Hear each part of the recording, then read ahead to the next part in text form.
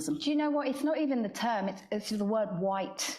It's just naming whiteness that gets people agitated and uncomfortable because it's been invisible for so long. It's so invisible that when you know, simple things for me, like I was trying to find a makeup artist to do my makeup today, and I could not find a makeup artist who had evidence of or was competent in doing makeup on black skin. That's been something I've been dealing with since I was a professional actress over 2 decades ago. It's still an issue. It's still an issue for professional actresses. It's not okay. I've gone off on a tangent again. So, so the savouring, the white savourism. It's the whiteness. It's the fact that it's invisible. It's the fact that if you're white, you can find a makeup artist with ease. And the only thing that you'll be grappling with is potentially the budget, or whether they're available or not whether they can actually do the job that they say they're supposed to be doing. The invisibleness is in the plasters that the children recently mentioned earlier. That only recently were there have there been flesh-coloured plasters for me, or flesh-coloured tights. The ballet I can shoes. still struggle to get flesh-coloured tights in somewhere like boots. Like if I get a ladder in my tights, I can't pick it up in boots, or they cost you 4 times the price. So these are all the ways that whiteness is invisible, and white people are just catered to. You're the default, you're the standard, you're the norm. And we're always having to fit into that. So the discomfort often comes around, you know, we cannot address what we can't name. And yes, we're using terms like white fragility, white saviorism, but actually the overarching term that I always find it's important to name is white supremacy. I'm not talking about white men in hoods. It's up, hands up.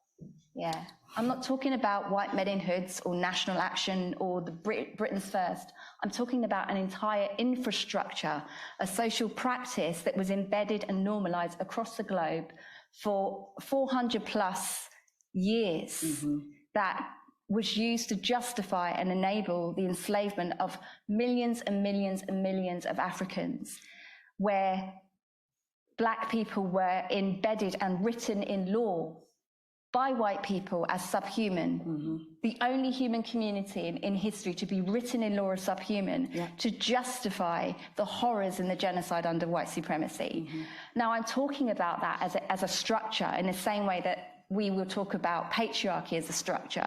It's not a personal attack on any individual identity. We've been socialized in a society where men are favoured, or have been historically favoured. And as a result of that, we're still experiencing the residue with that, with disproportionate representation in jobs, equity pay gaps. You throw in race into the mix, we have an ethnicity pay gap as a result of the fact, for those of us with lineage lost to slavery, when slavery is abolished, slavers were given reparations. They were given a financial compensation for their loss of property.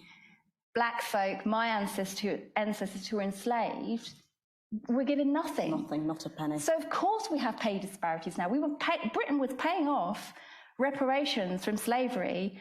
Tax-paying British people were paying off reparations from slavery until 2015. It's just a few years ago.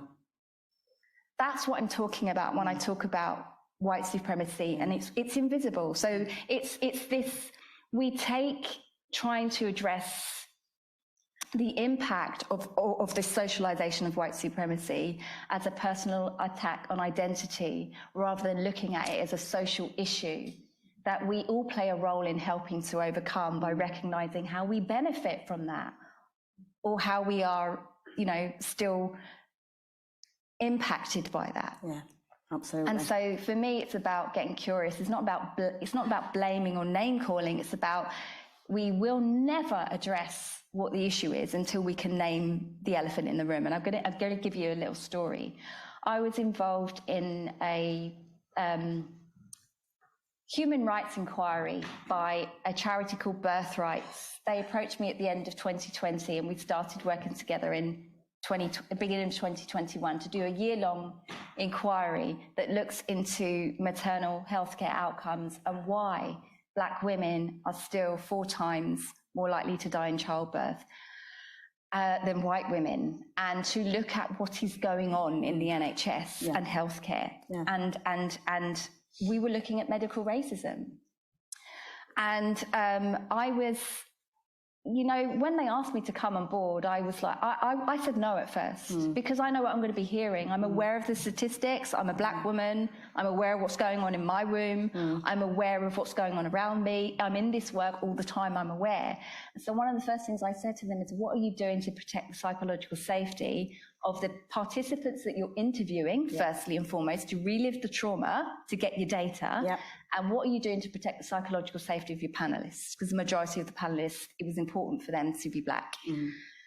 And they had a plan and they thought about it. And I thought, okay, I'm going to say yes to this. And so I was the only anti-racism advisor on that panel. And it was my job. We were working with human rights lawyers. We were working with healthcare professionals, gynecologists, NHS, Nursing Midwifery Council. Everybody was involved in that. And it was my job to make sure that the recommendations from our foundings have an anti-racist lens throughout it.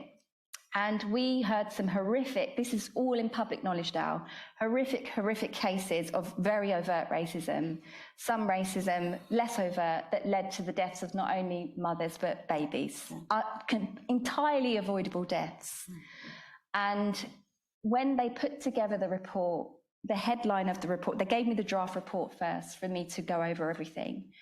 And the headline of the report said, "Systemic bias, not broken bodies." And I said, absolutely not on my watch. We are naming racism. This is systemic. This isn't bias, this is racism. If we can, I said we've had overt racism happen here, where people have died. If we cannot name that racism is killing us, we will never address it. So for me, it's more important that sit in the discomfort. Of course, it's going to be discomfort. If you're comfortable, you're not listening. You're not listening.